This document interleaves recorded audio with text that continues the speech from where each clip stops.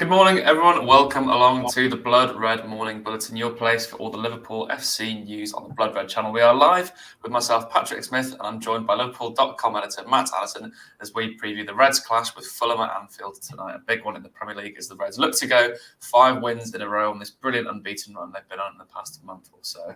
So, Matt, let's get straight into it then, shall we? Should we preview Fulham a little bit first? They've not been in the best form of late, have they? They had a brilliant first 3 quarters of the season, you could say, but they're slightly coming to a halt now, aren't they? Yeah, I think it was probably always going to be the case, wasn't it? You always get a team that kind of overperforms a little bit, and you don't know quite how they're going to end up with the rest of the season. I think it probably doesn't help that they've missed the spine of the team, haven't they? Mitrovic is clearly an important player for them, and we all know why he was suspended. They've then lost Andreas Pereira, I think he's broken his leg, so he's not going to be involved. And Tim Ream, I think, is a doubt for tonight as well. So, yeah, between those 3 players, they've kind of, they've not got the depth of the teams above them. They've tailed off a little bit. I'm sure they'll, come and give Liverpool a decent game. I think it'll be fairly close tonight. Obviously played Manchester City, didn't they? I know that was at home at the weekend, but they kept them to a 2-1 and did reasonably well in that game. So I'm not expecting it to be an easy one for Liverpool, but it's one that they should always win against a newly promoted team. But I think certainly a newly promoted team that is comfortably ahead of where they thought they might be, probably a little bit on the beach at this point in the season. I think, yeah, it's one that Liverpool should certainly have enough to get through. Yeah, the old cliche. I think they are well and truly on the beach. Their past results in the last 6 games haven't been great, although they did give City a bit of a game, didn't they, last weekend? And as you say, Mitrovic is such a huge miss for them. It's an interesting one where, if he lays hands on a referee and he receives a big 8-match ban, when a referee elbows a Liverpool player in the throat, nothing really seems to come of it. A few interesting decisions, shall we say, in the past month from the PGMOL, but we won't go into that one today. But yeah, Vinicius, Fulham striker. I'm not convinced he's any good, to be honest. He scored an absolute worldie against Man City, a wonderful strike, but replacing him with Mitrovic, it's just never going to end well for them. But someone Liverpool are going to be missing in attack, Matt, is potentially Diogo Jota. Klopp was a bit ominous yesterday in his press conference. Would it surprise you to see Jota given a rest today, or do you think that's exactly what's going to happen?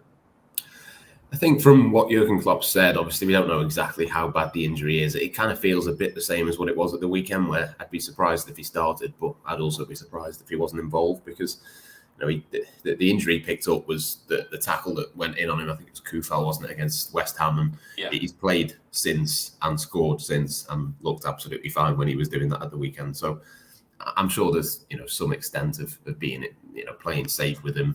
I'd be surprised if he started, but I think the fact that the injury was sustained against West Ham rather than against Tottenham probably says to me that we might see him at some point. Jurgen Klopp did say something similar in terms of Jota being a doubt before the Tottenham game, and obviously then he was involved, and it was a good job that he was. But yeah, it was interesting that he mentioned it again. I think there's enough talent in that forward line at the moment anyway. There's enough questions about where certain players fit in that if Jota doesn't make it, then they'll probably be all right. It might be a little bit similar to the centre-back situation, where obviously Mata plays against West Ham as more, a precaution than anything else. But yeah, Jota played at the weekend, so I think he probably should, in theory at least, be allowed to play again tonight. Yeah, I think so. In this form, you have to play him, really, don't you? You want to keep that momentum going with Jota. He's a very much momentum-based player, I feel. But there were some signs at the weekend. I saw a few things on Twitter that you could tell he's got this back injury. It's quite funny the way he moves. He's quite rigid in his movement, but, still obviously scoring that last-minute goal is brilliant from him. But there's a couple of players who made deputised for him. And let's say, hypothetically, Jota does miss the match tonight. Would you rather see Luis Diaz or Darwin Núñez out on the left? I think I'd rather see Luis Diaz. I think I was really, really impressed with him at the weekend. It's more just a case of, again, fitness with him. He's obviously made his first start since coming back, 6 months out. Whether he can start 2 games in the space of a few days, I would suspect probably not. I think if Diogo Jota can't start, which I would imagine he probably can't, I'd be a little bit surprised if they went with Diaz from the start again. I know he only played sort of an hour the other day, and he's looked sharp and he's looked good, but to start 2 games in a few days after that long injury would seem like a little bit of a risk. So yeah, Darwin Núñez is possibly one that you'd look at. Did reasonably well against Fulham in the 2-2 at the start of the season. So yeah, I wouldn't be massively shocked if it was him. If it was, say, Núñez on the left and Gakpo and Salah as the front 3, I think that should be enough. Certainly if you've got Diaz and Jota to come off the bench maybe for half an hour at the end, I think that'd be certainly something that I'd be interested in seeing. But yeah, I know there's been a lot of talk, hasn't there, about Darwin Núñez and where does he fit in, and does he have a place? But tonight I think would be the perfect example, really, of where there will be starts, there will be minutes. There's lots of games. Hopefully, Liverpool will be in Europe next season, and there'll be lots of games again. It's not a case really of he's been left behind, or he's so far out of it that you can't see him getting a game again. It's certainly not a Fabio Carvalho type situation where you wonder, where his next minutes come from. It's just a case really of whichever of the five. Obviously, Firmino is injured at the moment, won't be there next season. Whichever of the first choice five is in form, as Diogo Jota has been in recent weeks, you've got to play those. And at certain points, we're going to have conversations about each of them in terms of where do they fit in and where do they get minutes again. At the moment, it's Darwin Núñez, but yeah, it wouldn't surprise me at all if he started tonight. I think at the moment there are better options than him, but he's certainly not a bad option. Even if you said he was fifth out of five, I should say, in terms of the pecking order, right at this moment as we speak, to have a fifth choice as good as Darwin Núñez with his 15 goals and 4 assists this season, that's probably the best possible position that Liverpool have been in. Yeah, it's really not a bad one, isn't it? I mean, I'm in agreement with you. I think I'd be giving him a start tonight. I think we've seen Luis Diaz given the opportunity to start and have 30 minutes, 40 minutes at a time when he's come off the bench. Whereas for Núñez, he's normally come on with 15 or so minutes to go. He's not really had much of a chance. And at those points, Liverpool have had 1 goal leads typically, but he's been tracking the fullback more than anything. So it'd be nice to see him get a start, maybe get a goal. That'd be a huge boost for his confidence because he hasn't scored for a while, albeit he has got 15 league goals this season, whatever the stat is. So he's clearly not in terrible form, is he? But talking of rotation then, Matt, as for the midfield, now we've seen this unchanged lineup for so many matches now. It's been so effective, but we saw Harvey Elliott brought in at the weekend. Do you think Elliott deserves to keep his place over Henderson? I think that's what I would do. I think for Harvey Elliott, you want to kind of create a similar situation to what Curtis Jones has got now. I think there's room to experiment a little bit in the final few games of this season.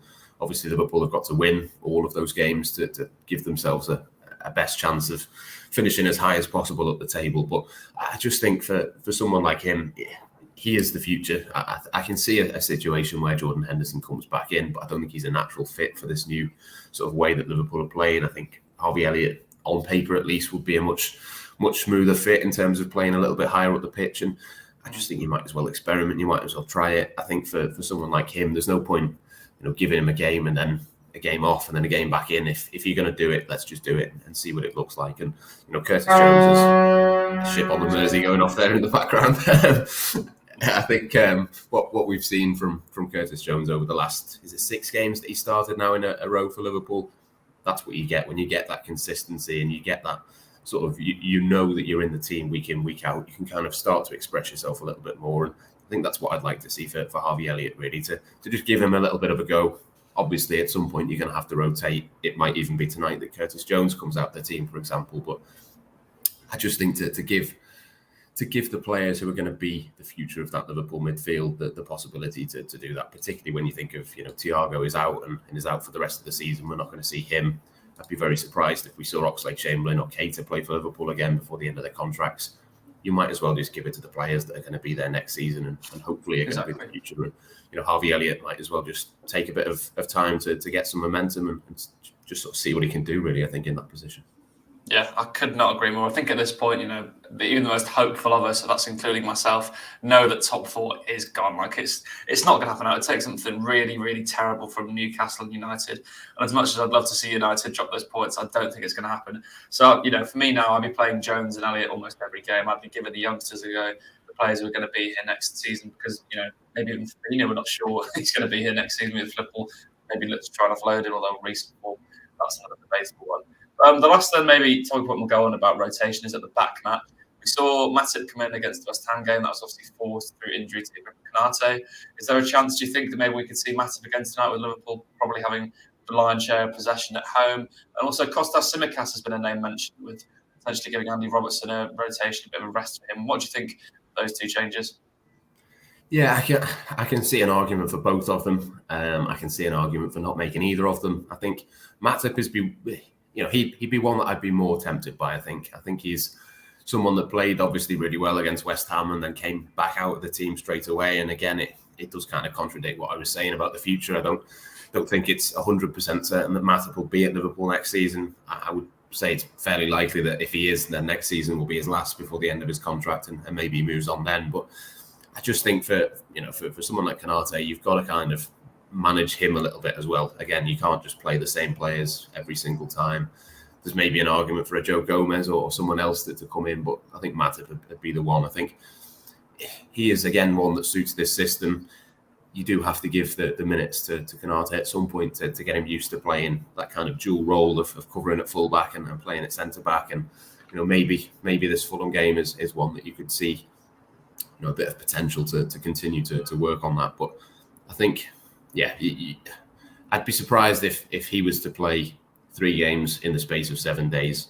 And obviously, you'd want him in the team, I think, for Brentford at the weekend. So with that in mind, I think I'd probably edge towards Matip. But yeah, it could reasonably be either. And to be honest, whichever way it was, I wouldn't be massively concerned. Yeah, same here. And it's an interesting one because, we've seen Klopp trust this unchanged one. Sort of unchanged side, haven't we, for the past month? So that consistency has really helped Liverpool. So as much as I'd maybe like to see some rotation, I think Klopp clearly has his plan. It wouldn't surprise me to see an unchanged lineup. Maybe Diogo Jota will even start, who knows? But all will be revealed later ahead of kickoff at Anfield. We've got plenty of build-up for you across Liverpool.com, the Liverpool Echo, and of course the Blood Red channel, and all the post-match reaction. Make sure you subscribe to us on the Blood Red channel, of course, so you don't miss our live debrief show on the Whistle with myself and Theo Squires live from Anfield, and of course, Jurgen Klopp's press conference. But until then, from myself, Patrick Smith, and Matt Addison, thank you so much for joining us on the Morning Bulletin. We'll catch you again soon.